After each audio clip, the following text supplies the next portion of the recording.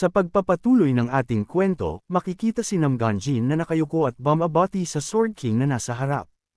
Halatang ang pinsalang natamo nito habang nakasuot ng benda sa buong katawan at namamaga pa ang mukha. Nagsalita ang Ganjin at sinabi sa kaharap ang pinapasabi ni Kangwo. Ayon sa kanya kung nais ng Sword King na makausap ang Sword Dragon, siya mismo ang pumunta ng Korea at magpakilala ng personal. Nahihiyang ikinwento pa ng Ganjin na hindi niya nagawang masunod ang utos ng Sword King na maayos na isama ang Sword Dragon, habang ang kausap ay seryoso lang na nakikinig at nakapangalumbabaan. Halos nakasubsob na sa lupa ang mukha ni Ganjin matapos ipaalam sa Emperor ang kanyang pagkatalo, kaya't mabilis ang ginawang paghingi ng tawad. Sandali pa itong napatulala nang maalala ang ginawang pambubugbog sa kanya ng ating bida nang dahil lamang sa pagsalita ng di maganda sa kimchi stew. Matapos marinig ang lahat ng pahayag ni Ganjin, bahagyang tumawa ang nakaupong Sword King, habang nasa likod naman nito ang isang magandang babae na nakikinig din sa usapan. Ayon sa Sword King, nakamamangha ang mga naganap, ngunit seryoso itinaas ang kamay sa mabilis na nagpakawala ng kapangyarihan direkta sa nakaluhod na lalaki. Mabilis na tumilapon si Ganjin at napasigaw sa lakas ng puwersang tumama sa kanya, saka walang malay na bumagsak sa sahig. Ayon sa Sword King, hindi kailangan ng Thousand Sword Guild ang isang warrior na mahina at walang dignidad, saka tumalikod at naglakad, naiwan naman ang Ganjin na nakahandusay sa sahig. Mula sa likuran ng upuan nagsalita ang magandang babae at itinanong sa Sword King kung balak ba nitong pumunta sa Korea. Ang Sword King ng Thousand Swords Guild ay pinakilala sa pangalang Chen Wuxian at ang babaeng katabi naman ay ang kanyang anak. Sagot naman ni Wuxian na dahil inimbitahan siya na pumunta kabastusan ang pagtanggi, kaya't sisiguraduhin na agad na babiyahe papunta ng Korea. Sa kabilang banda, malalaking lagok ng kape ang ginagawa ni Kangwo na halatang bagong gising pa lang. Matapos mapagdesisyunang palakihin ang Infernal Crystal sa loob ng kanyang katawan gamit ang Chi Cultivation Method, ilang araw na puro tulog at kain lang ang ginawa ni Kangwo. Sa ganoong paraan, bahagyang lumaki ang Infernal Crystal sa loob niya bilang resulta sa matyaga at walang patid na pag-utilize ng Chi Cultivation Technique. Sa kabila ng lahat ng iyon, hindi pa din naaabot ni Kangwo ang huling kondisyon upang tuluyang maging Extreme Infernal Being na inip niyang pinakaaantay. Makalipas ang ilang araw na pahinga, makikitang nakatayo si Kangwo sa loob ng S-Rank Gate habang iniintay ang kanyang mga kasamahan. Napalingon siya sa likuran nang marinig ang pagtawag ng mga nakangiting kakadating lang. Patakbong sumalubong sa kanya si Echidna, habang si Sola ay malawak na nakangiting puno ng pananabik na muling makapag-hunt matapos ang ilang araw na pahinga. Pahikab na napainat naman si Yanbi na may pagdemand na sinabing kailangan pa niya ng mas mahabang pahinga. Kasabay naman ng pagkapit ni Echidna sa ating bida ay ang pagpapalalang huwag gaanong pahirapan ni Kangwo ang kanyang sarili. Dagdag pa nitong ipaalam sa kanya ni Kangwo kung kailangan nito ang tulong niya. Nakangiting tumanggo-tango naman si Kangwo bilang sagot kay Echidna. Matapos ito, mabilis na inutos ni Kangwo na maghanda na ang lahat na simulan ang paghunt oras na mahanap ang kanilang target. Matapos ang sandaling paglinggalinga, nakita niya mula sa di kalayuan ang nag-iisang S-rank monster, kaya't mabilis na tinawag si Echidna. Nakahanda namang sinabi ni Echidna na siya na ang bahala sa halimaw, kasunod ang agarang patakbong pagsugod dito. Upang hindi maaga ng magagawang ingay ang atensyon ng iba pang S-rank monster, ginamit niya ang Authority of Silence. Tahimik na nakalapit si Echidna sa S-rank monster, at bago pa man ito makaramdam agad siyang nagpakawala ng atake, dahilan upang mapinsala ito at tumulo ang ilang dugo sa lupa na naamoy naman ng iba pang giant ogre na nasa paligid. Kasunod ni Echidna, agad ding dumipinsa ang tanker na si Teso nang magsimulang magwala ang halimaw. Matapos ito, ginampanan din ni Sola at Yanbi ang kanilang role sa pamamagitan ng direktang pagpapatama ng kanilang magic sa halimaw. Biglang pagtapos, isinagawa ni Sehon ang kanyang role bilang main dealer sa pamamagitan ng malakas na Aqua Dragon Sword Art 5th move, na humanig at animoy baliwala lang itong pinakawalan ni Sehon. Matapos mapawi ang usok sa lugar walang buhay na bumagsak ang giant ogre sa sahig. Nakahandusay ito habang nakapaligid naman ang grupo ni Kangwong masaya sa tagumpay na paghunt. Malawak na nakangiti si Teso, Sola at Yanbi na pinupuri ang ginawang atake ni Echidna bilang unang hakbang. Natutuwa nilang pinuri ang isa't isa dahil sa mahusay na pagganap sa kani-kanilang mga role. Habang nakangiting pinagmamasdan ni Kang Wo ang mga kasamahan, habang naiisip na tama ang desisyon niyang magsamahan sa paghunt ang 5. Ayon kay Kang Wo hindi sapat ang mag-level up lang dahil mas magiging mahusay sila sa personal na experience. Kasunod nito napalingon si Kang Wo kay Sehon na nasa tabi niya, namamanghang nasabi ni Kang Wo sa isip na walang bakas ng pagod si Sehon matapos ang makabuluhang paghunt, kaya't naisip na maaari pang isabak sa iba pang training si Sehon. Agad inutos ni Kang Wo sa mga kasama na sandaling magpahinga, saka ulit maghunt pagkatapos ng ilang minuto. Ikinatuwa naman ito ni Sola sa kamabilis na ginamo ang maliit na pinsalang natamo ni Teso. Habang nasa kalagitnaan ng pagpapahinga na aga ng 3 umaatungal na giant ogre ang atensyon ni Kang Wo, kaya't mabilis siyang napaharaw sa likuran. Malalakas na yabag na naman ang maririnig habang patakbong papasugod mga ito sa kinaroroonan nila.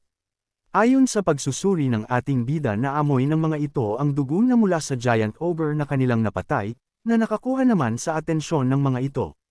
At dahil higit ito sa isa at nasa gitna ng pagpapahinga ang mga kasamahan, naiinis man ay pinili ni Kang Wo na harapin ang 3 halimaw. Bago pa man niya mapakawalan ng Authority of Stone, nahati ang katawan ng mga ogre matapos tumama sa mga ito ang isang malakas na kapangyarihan galing sa kawalan. Gulat na natigilan ang ating bida matapos na minsan pa ay may malakas na atakeng tumama sa mga giant ogre na nagpatamba sa mga ito. Mula sa unahan nagsalita ang isang lalaki at sinabing natagalan sila sa paghahanap kay Kang Wo. Nagtatanong ang mga matang napatitig si Kang Wo sa lalaking nagpakawalan ng atakeng pumatay sa 3 giant ogre. Bago pa man magtanong ang ating bida, magalang na nagpakilala ang lalaki bilang si Chen Wuxian ng Thousand Swords Guild.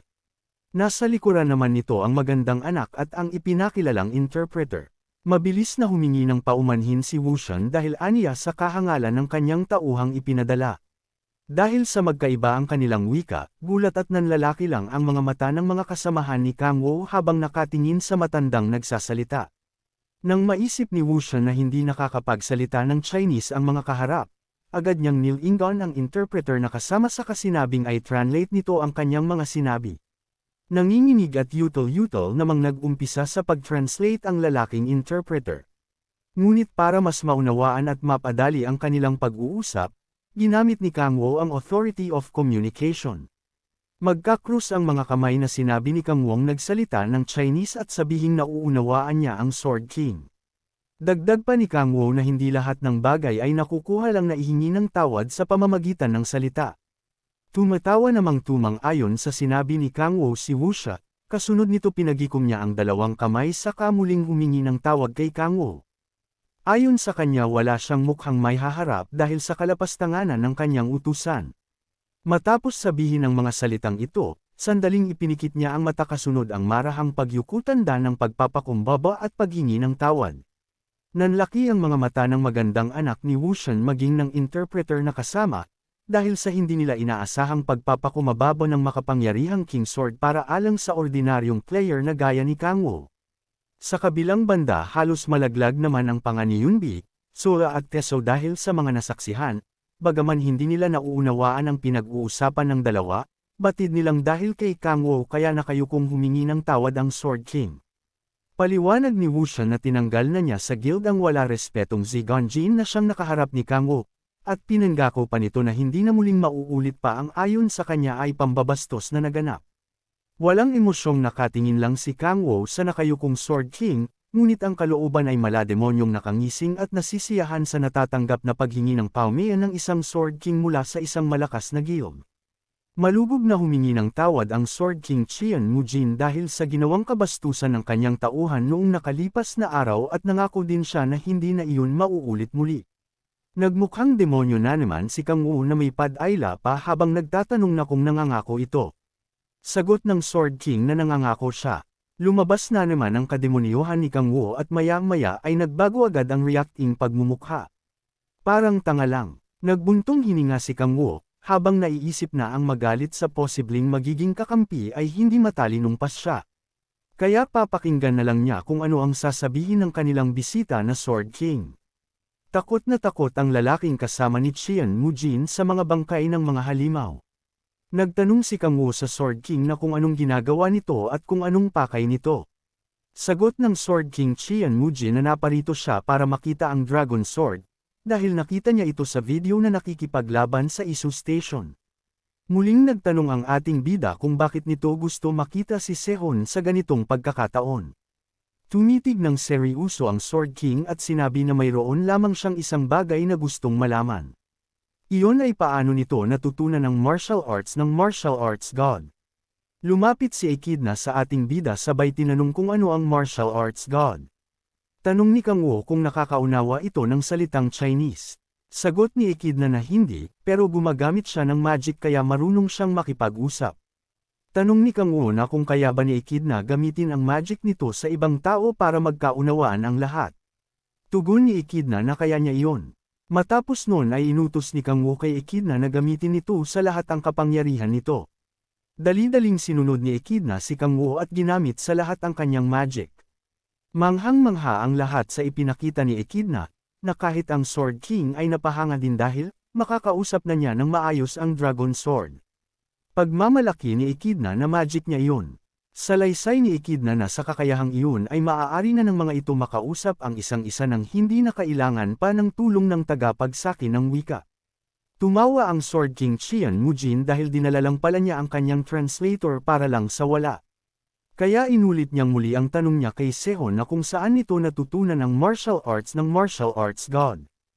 Tanong ni Kang Wu kay Qian Mujin na bakit nito alam ang teknik ni Sehun na nagmula sa martial arts god. Paliwanag ng Sword King na imposibleng hindi niya makikilala iyon, dahil siya ang descendant ng martial god, Qian Taihuang. Dahil sa narinig ni Kang Wu ay napaisip siya ng malalim na kung ganun ay ibig sabihin na ang martial arts ng martial god ay matagal nang ginagamit sa Earth. Tanong ni Kang Wu kay Qian Mujin na kung alam na nito ang martial arts na iyon bago pa ito ma-awakening bilang player. Sumangayon ang sword at sinabi na inaamin niya iyon, pero hindi pa ganun kalakas nung hindi pa siya na-awakening. Naisip ni Kang Wu na karamihan ay lumalakas matapos ng awakening. Pero ang Sword King ay malakas na talaga noon dinagdagan pa ng pag-awaken nito. Gaya ng demonic cult dahil umiiral na ang mga ito plus awakening. At umiiral na ang mga ito bago pa magsimula ang mga player. Matapos noon ay nagtanong ang ating bida kay Qian Mujin na ano ang gagawin nito kapag sinabi nila kung saan ni Sehun natutunan ang teknik ng Sword God. At kung papatayin ba nito si Sehun para mapanatili ang kinikilala nitong teknik o anuman.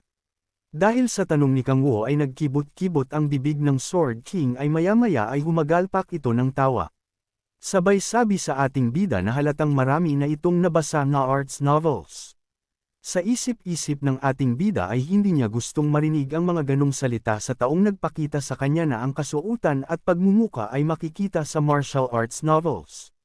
Lumapit si Qian Mujin at sinabing makikipagkasundo siya. Salaysay nito na maraming detalye sa kanilang martial ang nawala sa nakalipas na henerasyon. Ang Dragon Sword Cloud at Dragon Sword Style na napanood niya sa video ni Sehun ay ang mga recorded technique ng martial god. Dagdag pa si Qian Mujin na kapag tinulungan sila ni Sehun na maibalik ang teknik na iyon, ay siya mismo ang magpaturo dito ng martial arts. Tinanong ni Kang Wu si Sehun na ano sa palagay nito. Sagot ni Sehun na gusto pa niyang maging mas malakas. Para masigurado na hindi na maulit ang trahedyang naganap noon sa Isu Station.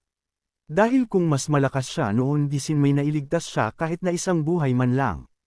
Matapos marinig ni Kang Wu ang sagot ni Sehun ay pinapunta na niya si Sehun kay Qian Mujin para kausapin ito. Sinabi ni Kang Wu na dahil gusto ni Sehun na mas lumakas pa, kaya wag nitong bibiguin ang kanyang inaasahan dito. Maluha-luha si Sehun dahil sa pagka-touch sa sinabi ng ating bida at sinabi nito na hindi niya bibiguin si Kang Wu. Sa isang banda ay naglalabas ng enerhiya si Sola habang malamig na nakatitig sa dalawa. Makalipas ng ilang oras ay nasa sasakyan na si Qian Mujin kasama ng anak nito.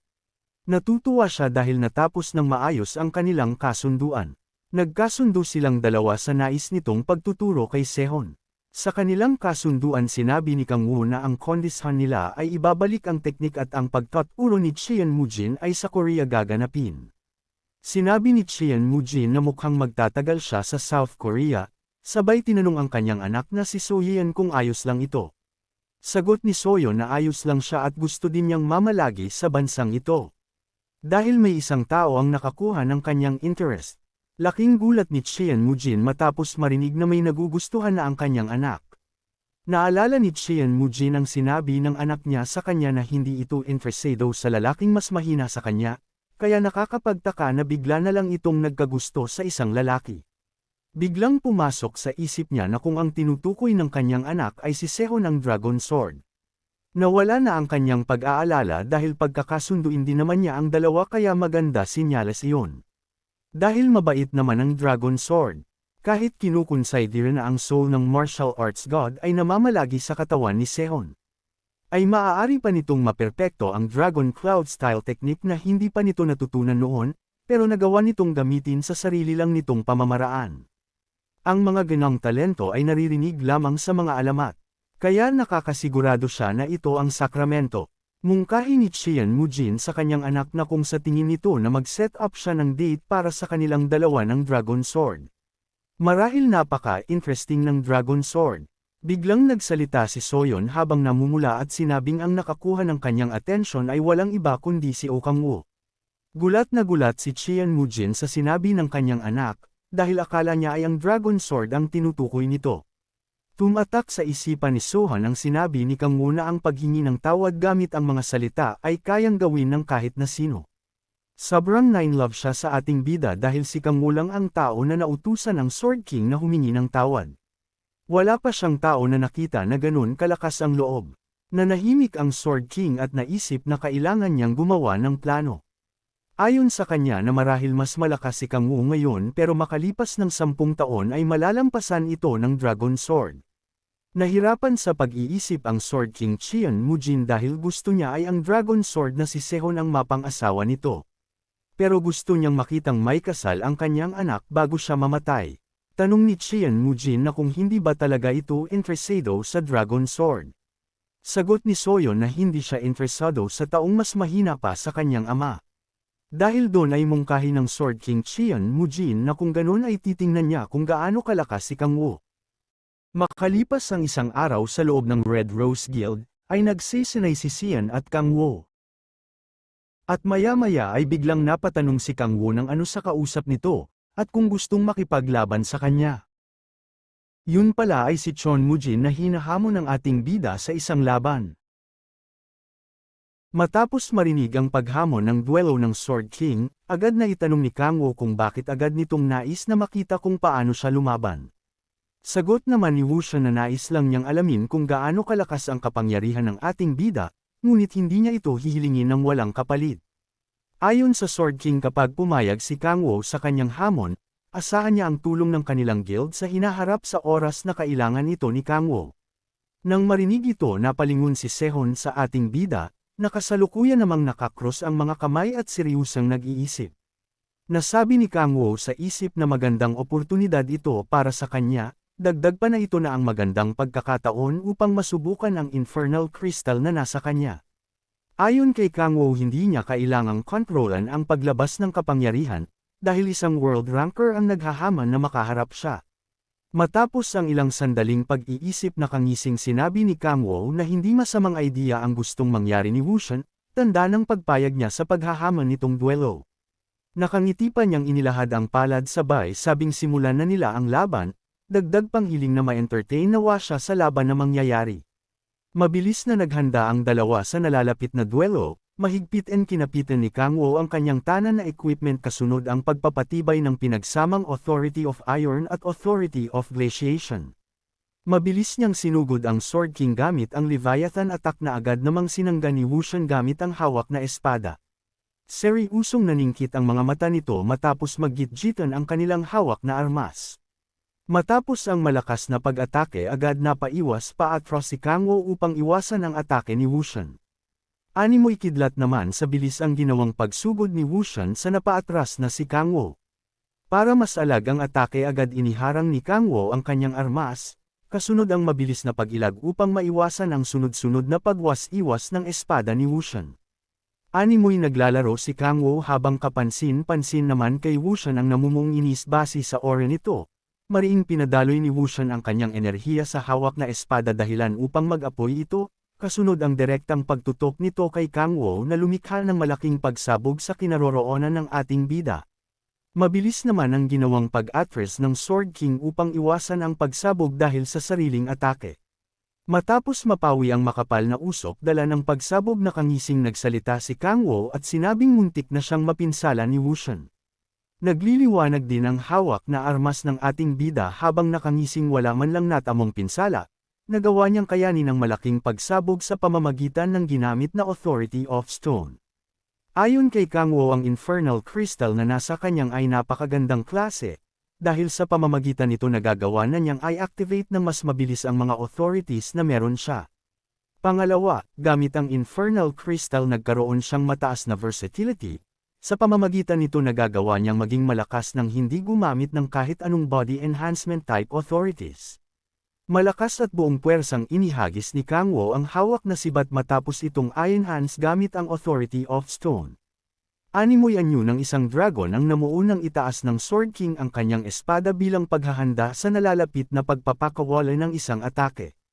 Parang kidlat niyang pinakawala ng naipong puwersa kasunod ang pagtutok ng espada ni patungo sa paparating na sibat.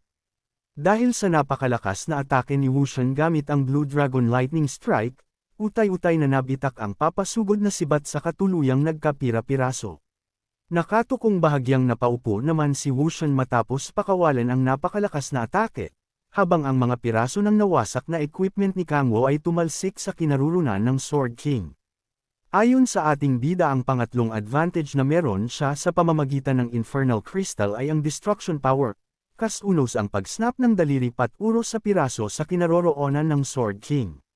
Nanlalaki ang mga mata ni Wushan nang mapagtanto kung ano ang kayang gawin ng bawat piraso ng sibat na tumalsik sa kinarurunan niya. Ngunit bago pa man magawang makaalis, mabilis at malakas na pagsabog ang nagpayanig sa loob ng Red Rose Training Room. Nasabi naman ni Kang Wo sa isip na ang pinagsamang kakayahan gamit ang Infernal Crystal ay sapat ng armas para magamit sa laban, habang malademonyong malawak na nakangiti.